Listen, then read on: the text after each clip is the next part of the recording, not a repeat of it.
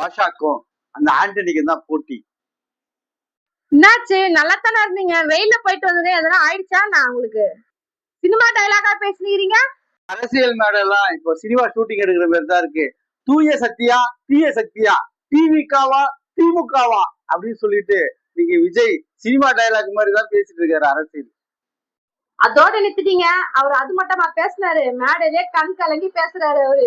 விஜய மக்களும் வேற வேற இல்ல, விஜய மக்களும் ரத்தமும் சதயம் மாதிரி, உடலும் உயிரும் மாதிரி, ஒண்ணுல இருந்து ஒண்ணு பிரிக்கவே முடியாது, இப்படி எல்லாம் சென்டிமெண்டா பேசி மேடையிலேயே கண் கலங்குறாரு. அது மட்டுமா சொன்னாரு? என்ன அசிங்கமா பேசினா அது மக்கள் அசிங்கமா பேசுற மாதிரின்றாரு. ஒரு தலைவர், கட்சி தலைவரா ஆயிட்டாரு இப்ப விஜய். அவர் மக்களுக்காக என்ன செய்ய போற, மக்களுக்கு என்ன கோரிக்கை செஞ்சு தர போறாரு, தமிழ்நாட்டுக்கு என்ன வருங்காலத்துல என்ன திட்டத்தை வச்சிருக்காரு, இத பத்தி எல்லாம் பேசாம மேக்கப் கலையாத விஜயா தான் இருக்காரே தவிர மக்களுக்கான ஒரு தலைவனா அவர் இல்ல. சமீபத்துல ஒரு மேடையில விஜயோடைய கட்சி மேடையில ஒருத்தர் பேசுறாரு, துப்புரவு பணியாளர் வீட்டுக்கு வந்து விசில் அடிக்கலாம் அவங்க உதைப்பேன். துப்புரவு பணியாளரை வந்து தூய்மை பணியாளரை உதைக்கிறதுக்கு தான் உங்க விஜய் கட்சி ஆரம்பிச்சாரா? இதெல்லாம் ஒரு கண்டனத்துக்குரியது இல்லையா? சிவாஜி கிருஷ்ணமூர்த்தி பேசினா சொல்லிட்டு திமுகல வந்து நான் கூட கண்டனம் தெரிவிச்சேன். ஆனா இந்த மாதிரியான தொழிலாளர்களை வந்து ஒரு அநாகரிகமாக பேசுறது வந்து யாரும் ஏத்துக்க முடியாது.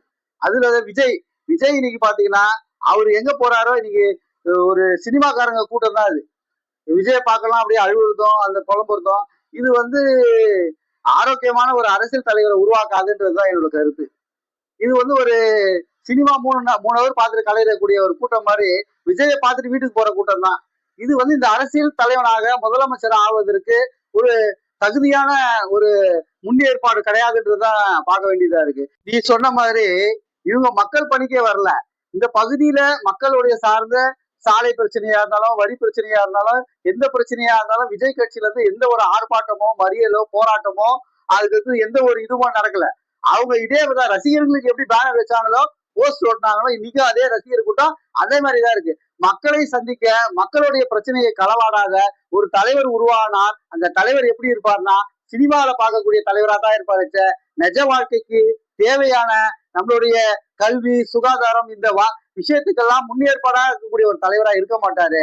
ஏன்னா இன்னைக்கே அவரை பாக்குறதுக்கு அவங்க தொண்டர்களே பனையூர்ல வாசல்ல தான் காத்து கிடக்குறாங்க. அப்போ இவரு முதலமைச்சரானா மக்களுடைய நிலைமை எங்க காத்து கிடக்குறதுன்னு தெரியாத நிலைமை தான். இதனால மக்களை சந்திக்க முடியாத ஒரு தலைவரா தான் விஜய் இருப்பாரு. மக்கள் தலைவரா இருக்க மாட்டாருன்றதுதான் என்னோட கருத்து.